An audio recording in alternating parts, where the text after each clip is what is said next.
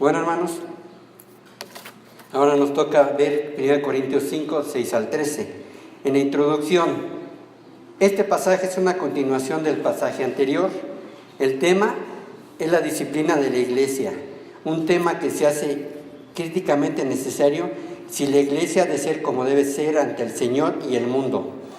¿Qué debe hacer la iglesia cuando se halle el pecado de inmoralidad en la vida de un miembro? Aquí nos va a decir Pablo qué tenemos que hacer, ¿no? Como nos decía hace rato el hermano José Alfredo, quedarnos callados, o como dicen, no hacernos ojos de hormiga, y pues no vi nada, ¿no? Sino aquí Pablo le escribió a los corintios, pero también llevado aquí a nuestro tiempo, Pablo nos dice cómo debemos de actuar, ¿no? Y también lo pueden llevar en su casa, en su familia, cómo debemos de actuar ante un acto de inmoralidad sexual. Punto número 1. La iglesia debe de aprender algo. Si gustan rellenar, ahí dice, debe aprender algo.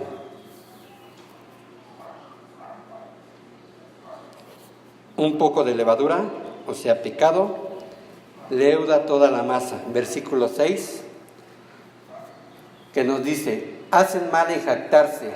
¿No se dan cuenta de que un poco de levadura hace fermentar toda la masa?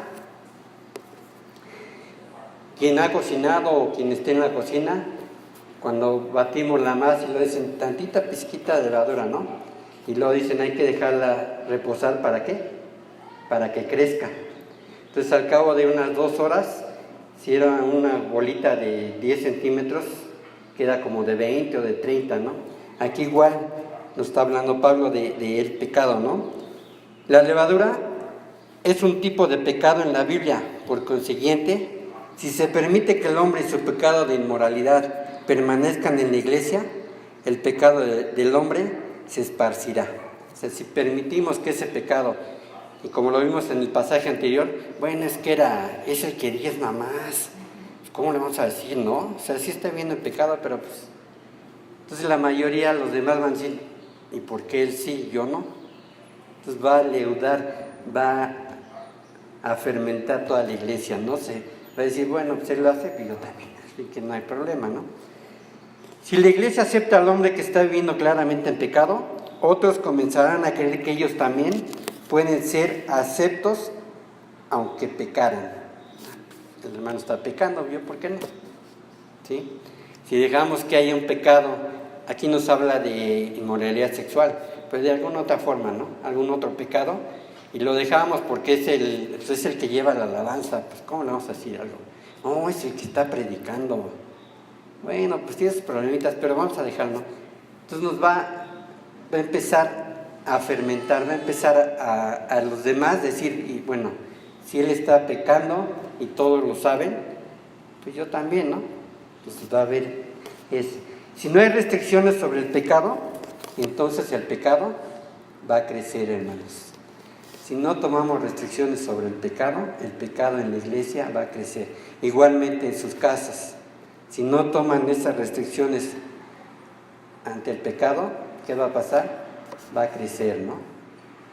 Entonces cuando estemos y digamos que somos hijos de Dios, tenemos que ver dónde está el pecado y hay que cortarlo de tajo, ¿no? Porque un poco de levadura va a hacer crecer toda la masa, tanto en la iglesia como en la casa. Punto número 2. La iglesia debe limpiarse de la levadura. Versículo 7.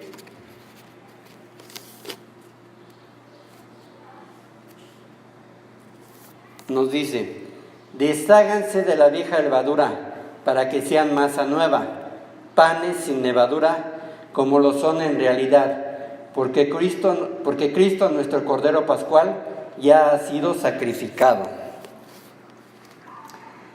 Hay 2 razones por las que la iglesia y sus creyentes deben limpiarse de todo pecado.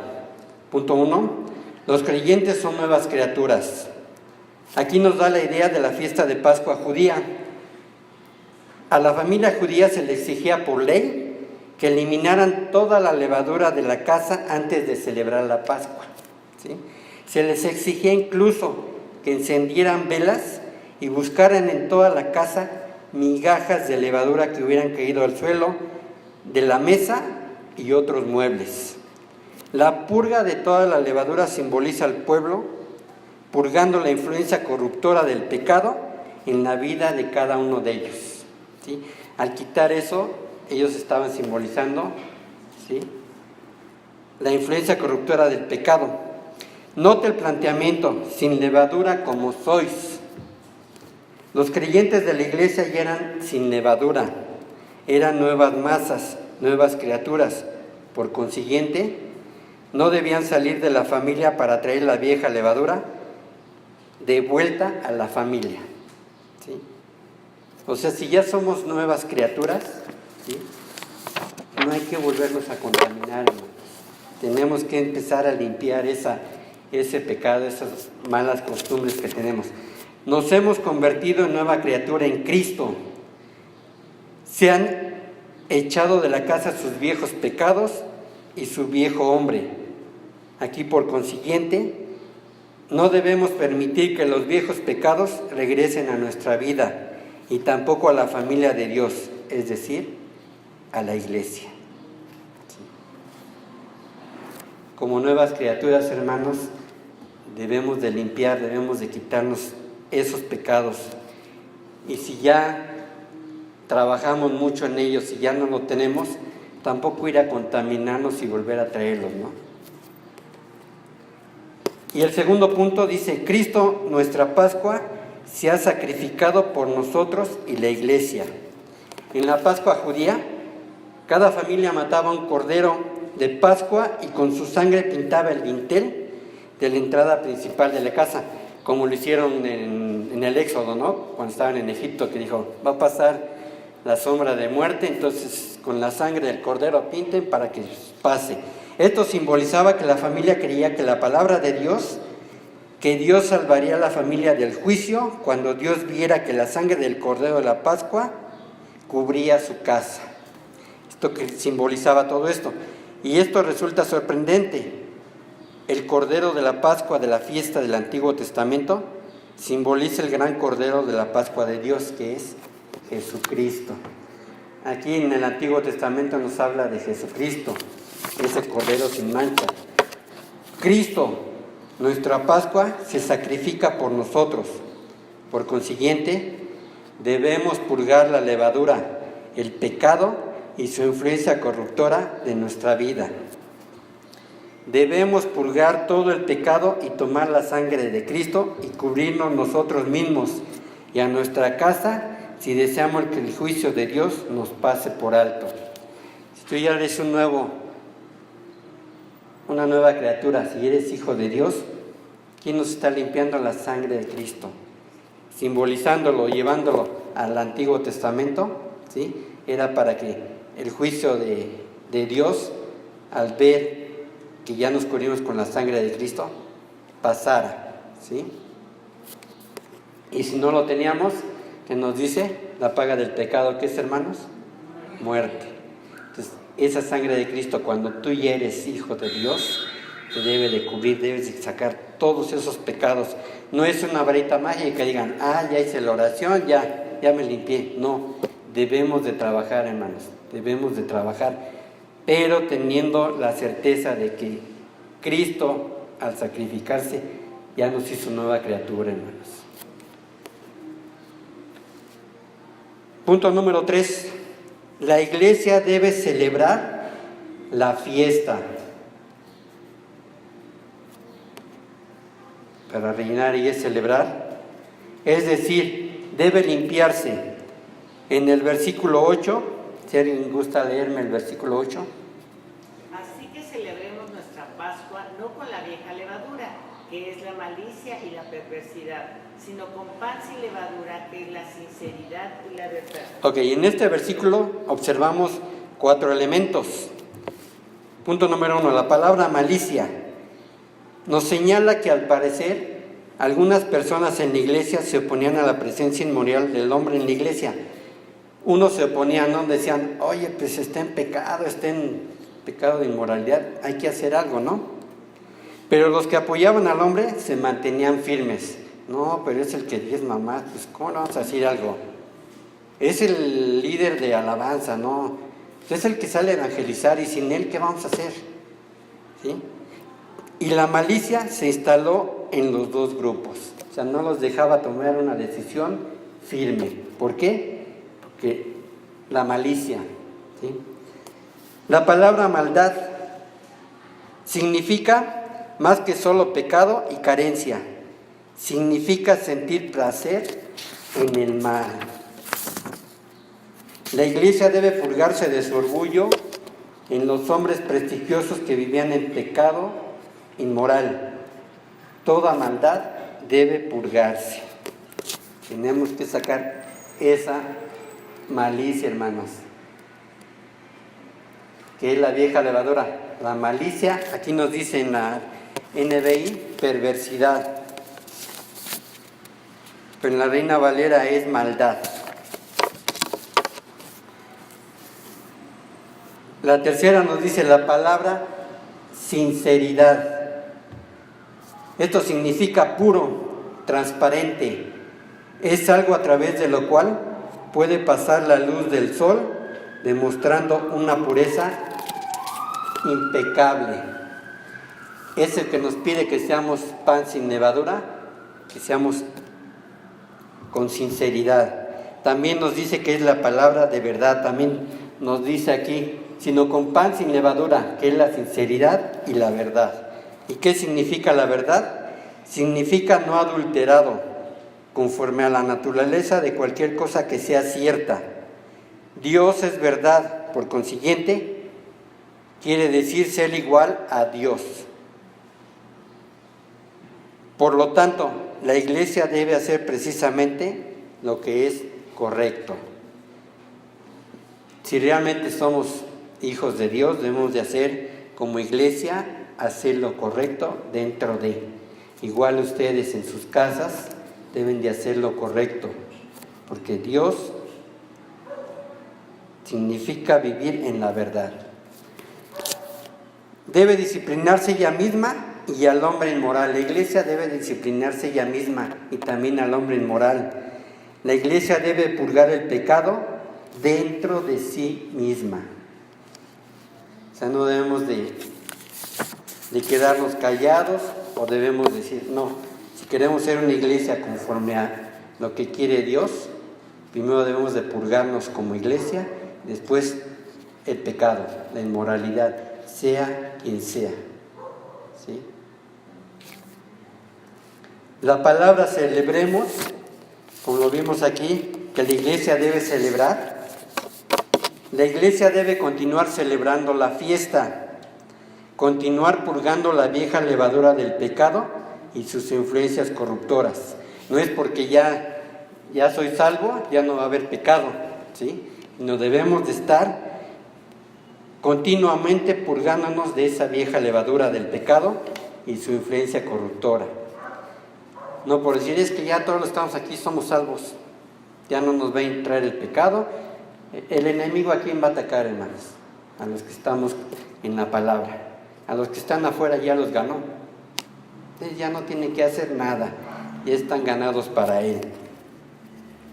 Y no solo se debe disciplinar ella misma, o sea, la iglesia y al hombre que está viviendo en pecado inmoral.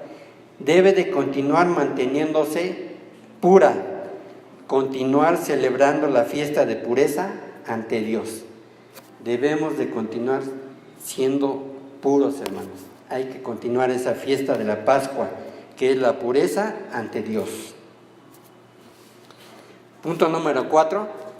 La iglesia debe separarse del mundo, pero no completamente.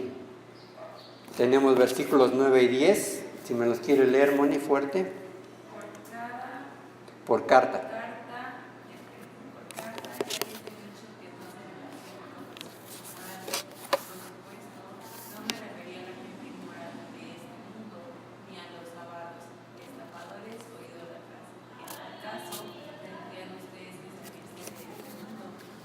Gracias.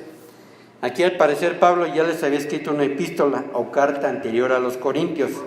Les había mandado hacer exactamente lo que les decía en ese momento.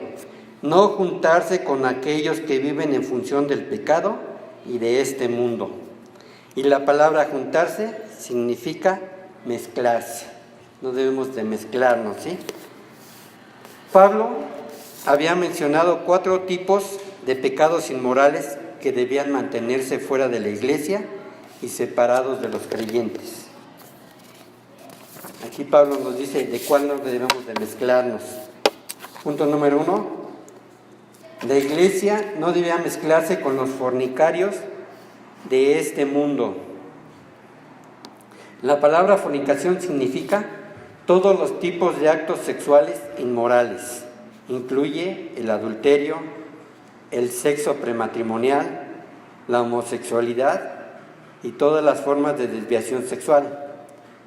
Los que practican la inmoralidad no forman parte de la comunión de la iglesia. Los creyentes no deben mantener una comunión cercana con ellos. Cuando nosotros decimos el Padre Nuestro, ¿qué nos decimos? Que nos ayuda,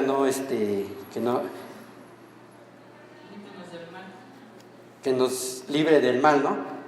Pero si estamos pegados al mal, hermanos, esa es lo que va a ayudar la masa, ¿sí? Va a ser que nos contagiemos de ello. Por eso aquí nos dice, la iglesia no debe mezclarse con los fornicarios de este mundo. También nos dice Pablo, la iglesia no debe mezclarse con los avaros de este mundo. La palabra significa aquellos que buscan cada vez más, mientras millones y millones de personas en el mundo se mueren a consecuencia del pecado, el hambre, las enfermedades y la pobreza. Y esto, si ustedes lo ven en el mundo, tenemos muchos ejemplos, ¿no? Los políticos, ¿sí? Las personas que nada más quieren tener, y lo demás no me preocupa, ¿sí? Entonces nos dice que no debemos de mezclarnos con los avaros de este mundo. También nos dice Pablo, en tercer punto, la iglesia no debe mezclarse con los ladrones de este mundo. Estos son los que hurtan, los secuestradores, los chanchulleros y los que se aprovechan de los pobres a fin de conseguir más ganancias para ellos. Igual, hermanos, podemos ver muchos ejemplos. En el cuarto punto, Pablo nos dice que la iglesia no debía mezclarse con los idólatras del mundo. La palabra significa los que adoran falsos dioses o no tienen una relación adecuada con Dios. La idolatría desde luego comprende a todos los incrédulos, porque cualquier persona que no adore a Dios verdaderamente está adorando a otra cosa, algún ídolo, aunque el ídolo sea el yo, o sea, puede ser yo el que estoy adorando, ¿no? Y las posesiones de este mundo. Los creyentes están en el mundo, pero no deben de ser del mundo. Sí vamos a estar en el mundo, sí vamos a estar con ellos, pero no nos debemos de mezclar, no nos debemos de contagiar por estas 4 tipos de personas, las cuales ya habíamos visto que son los fornicarios, los avaros, los ladrones y los idólatras de este mundo. Punto número 5. La iglesia debe separarse de los pecadores que se hacen llamar hermanos. Y aquí es donde ya Pablo toca el punto más importante, ¿no? Observe la diferencia entre mandato y la orden anterior. El anterior tenía que ver con el pecador del mundo. Este mandato tiene que ver con el pecador de la iglesia. En ocasiones un creyente profeso regresa a los pecados inmorales del mundo y se queda ahí. Hemos visto muchos ya que han aceptado, que han estado en una iglesia, después ya se retiran y se van a la inmoralidad del mundo, ¿no? Rehusándose a arrepentirse. ¿Pero qué debe hacer la iglesia? Debe de tratar de restaurar al hombre. En Mateo 18, 15 al 17, Laurita, ¿ahí lo tienes?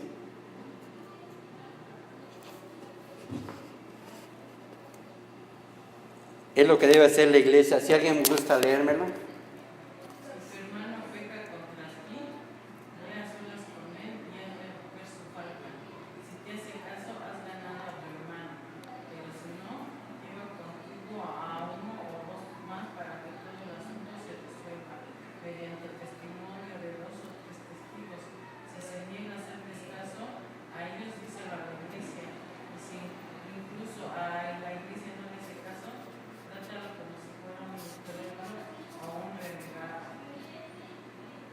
Gracias, Yulita.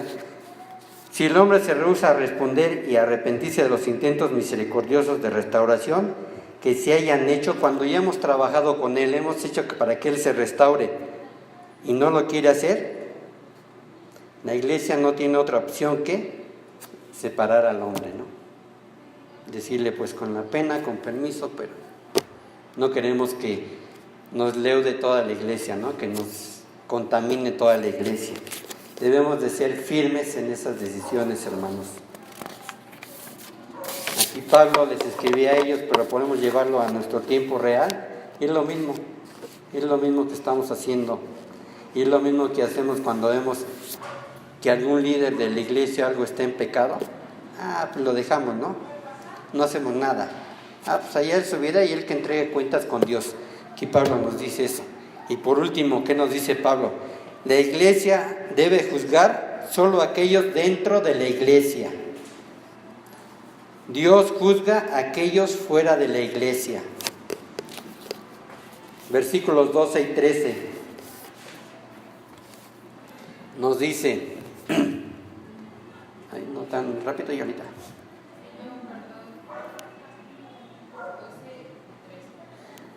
¿Acaso me toca a mí juzgar a los de afuera? ¿No son ustedes los que deben juzgar a los de adentro? Dios juzgará a los de afuera. Expulsen al malvado de entre ustedes. A ningún creyente ni ninguna iglesia debe tratar de ejercer disciplina sobre los incrédulos que están afuera del mundo. Aquellos los que están afuera, ¿quién los va a juzgar? Dios. El juicio de los incrédulos está en manos de Dios. Sin embargo, la iglesia debe ejercer disciplina dentro de la iglesia. ¿Sí? Aquí debemos de juzgar y juzgar con justo juicio. ¿Cuál es el justo juicio? Lo que nos dice la palabra de Dios. ¿Sí? No decir, es que yo pienso de que tú estás mal por esto. No, Dios te dice que estás mal por esto. ¿Y qué nos decía en Mateo 18, 15 y 17? Hablar con él, si no hace caso, con 2 o 3 testigos, hablar con él, si no hacerlo llegar a la iglesia, y a la iglesia de tomar cartas en el asunto. Tratar de que él regrese al camino bien, pero si no lo quiere hacer, nada más nos queda como iglesia darle las gracias y despedirlo. Debe de ejercer disciplina dentro de la iglesia, ¿sí? No dejar que las cosas se nos vayan de las manos, ¿no? Y por eso es de que debemos de leer siempre su palabra. ¿Para qué? Para entender qué es lo que quiere Dios, tanto en la iglesia, fuera de la iglesia, en mi vida, en tu casa, fuera de tu casa, en tu trabajo. En todos esos puntos Dios nos está hablando y nos está diciendo que debemos de ejercer disciplina, ¿sí? Aquí Pablo les escribía a la iglesia, podemos llevarlo con nosotros mismos, ¿sí? Cuando veamos un caso de inmoralidad sexual o de un pecado. Concluyendo, hermanos, 6 puntos que debe hacer una iglesia. Aprender que un poco de levadura leuda la masa. Ya vimos, ¿no? Como en la cocina, con una pizquita que le ponemos, la masa va a crecer. Aquí igual, si dejamos que el pecado de algún hermano no le pongamos atención, nos va a contaminar toda la iglesia, ¿sí?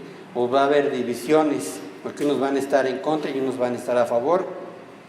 Y siempre por entender o comprender de que no, es que la hermana ya lleva aquí desde que inició la iglesia, está aquí. ¿Cómo le vamos a decir? Se nos va a ir. es la única que trae el estandarte de que abrimos la iglesia. Hermanos, debemos de ejercer disciplina. 2, aprender que un poco de levadura debe limpiarse de la levadura, ¿sí? Ya aprendimos que un poco de levadura en la masa, ahora debemos limpiarnos de esa levadura, debemos limpiarnos del pecado, hermanos, no contaminarnos. ¿Y cómo lo vamos a limpiar? Pues ejerciendo disciplina, con uno mismo o con un hermano o una hermana que esté en pecado. Debemos de ejercer disciplina. Debemos de celebrar la fiesta, ¿sí? Somos de Cristo y debemos de estar siempre celebrando esa Pascua. Debemos separarnos del mundo. Vivimos en el mundo, pero no somos del mundo, hermanos, ¿sí? Debemos ser esa diferencia, esa sal que nos dice y esa luz que nos pide Dios que seamos, ¿no? Ser diferentes a ellos y no contaminarnos ni llevar esa contaminación a la iglesia o a nuestra casa.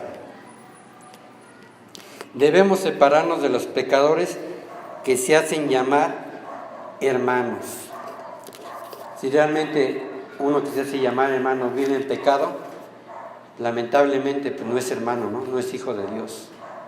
Está viviendo en pecado y no quiere arrepentirse, no quiere restaurarse, no quiere volver al camino de Dios. Y en la palabra nos dice, ¿sí? Echamos demonios en tu nombre y hablamos en tu nombre. ¿Y qué les dice Dios? Yo ni te conozco, hacedor de maldad. Pues, hermanos, debemos de quitarnos ese pecado que traemos o esos pecados que traemos, ¿no? Debemos ser diferentes. Y debemos de juzgar a los de adentro de la iglesia. No debemos de juzgar a los de afuera. ¿Por qué? Porque ellos no conocen de Dios, no conocen los estatutos. En el Antiguo Testamento decían, hasta que les dieron los 10 mandamientos, ellos ya entendían cuál era el bien y cuál era el mal, diferenciaron. Pero antes, si yo hacía algo y lo hacía bien, pues estaba bien, ¿no? Si lo hacía mal, ni sabían si era bueno o malo, hasta que Dios les dijo, aquí están los 10 mandamientos, ¿no? Eso es lo que debemos de hacer, hermanos, estar siempre en su palabra de Dios. ¿Para qué? Para poder, y no tanto estar, sí voy a leerla para señalar a cada uno de los suyos. No, el pecado se va a reflejar inmediatamente, hermanos. Y debemos de tratar de que él se arrepienta y regrese al camino de Dios. No nada más juzgarlo, porque juzgar en el diccionario nos dice es decir que ha hecho mal y ponerle alguna, por decir, penitencia, ¿no? Algún juicio, algo. No, juzgar en Dios es decir, estás actuando mal y Dios quiere que hagas esto, ¿sí? No ponerle ciertos requisitos, ¿no? Para que él pueda salir, no nada más, ¿qué dice Dios? ¿Qué debes de hacer? ¿Sí? Es diferente al juzgar en el mundo a juzgar lo que dice Dios, ¿sí? Nosotros si vemos un pecado dentro de la iglesia, llevar al hermano o hermana a decirle estás mal, estás obrando mal, Dios quiere que hagas esto, ¿sí?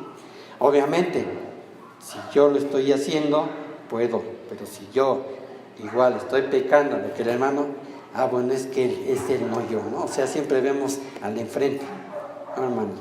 Cuando yo esté con mi relación con Dios bien, entonces cuando yo puedo ver si alguien está en pecado y no estar como dicen, mirando, ¿no? A ver, ¿de qué cogía Amaro? ¿De qué cogía Anita? ¿El Moni? No, hermanos. Cuando lo veamos, actuar con justicia.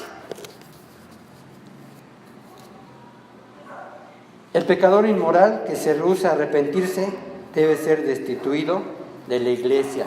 Repetimos Mateo 18, 15 al 17, por favor, y ahorita. ¿Lo leemos todos? Si tu hermano peca contra ti, ve a solas con él y hazle ver su falta. Si te hace caso, has ganado a tu hermano. Pero si no, lleva contigo a uno o dos más para que todo asunto se resuelva mediante el testimonio de 2 o 3 testigos. Si se niega a hacerles caso a ellos, díselo a la iglesia. Y si incluso a la iglesia no le hace caso, trátalo como si fuera un incrédulo o un renegado, que es destituido de la iglesia. Oremos. Dios Padre, a ti te la honra y toda la gloria, Señor. Te doy gracias que una vez más, Señor, me permitiste traer tu mensaje, Señor. Te pido perdón si algo que dije fue mío y no tuyo, Señor. También te pido que este mensaje que tú nos traes sea de bendición para todos nosotros, Señor. Que podamos ser una iglesia como tú quieres que sea, Señor. Y que podamos ejercer disciplina dentro de la misma, Señor.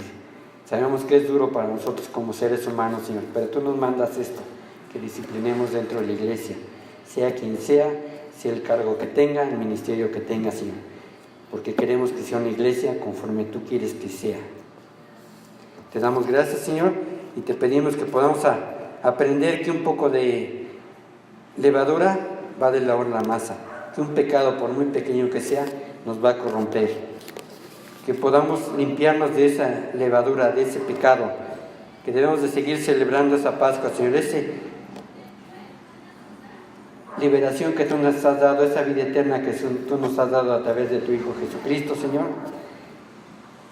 y que al hermano que se haga llamar esté en pecado, podamos traerlo de nuevo a tu camino, Señor, que podamos juzgar con justo juicio dentro de la iglesia. Te doy gracias en el nombre de tu Hijo Jesucristo. Amén.